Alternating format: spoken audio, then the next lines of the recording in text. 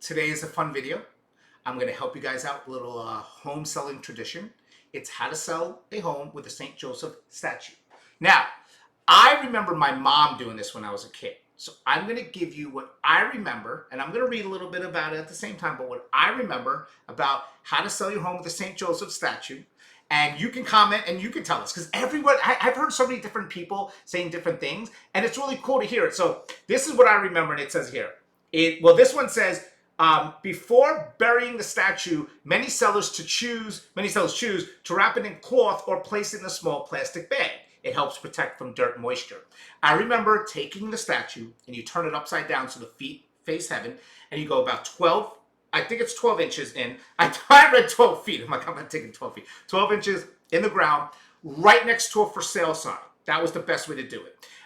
In potted plants, I heard potted plants. I had some people tell me it's supposed to be in the backyard. So like, that's why I'm saying, like, everyone has different, customs or routines and whatnot. Now, preparation tips, right? Wrap the statue in cloth or plastic. Say a short prayer before burying it. Set your intention for selling the home. Bury the statue upside down. Bury it about 12 inches deep. Place it upside down. Have the feet pointing towards heaven near a for sale sign, or back right corner of the property near the front walkway, or in a flower pot for condos and townhomes. It's pretty cool.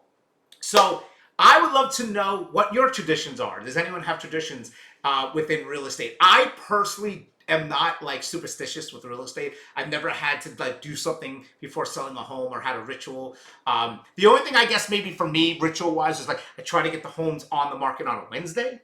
That's kind of what I like to do. Wednesday, Thursday latest. I don't like to do it on the weekends, and I don't like to do it Sunday, Monday, which probably would be a good day, to be honest, if people are home.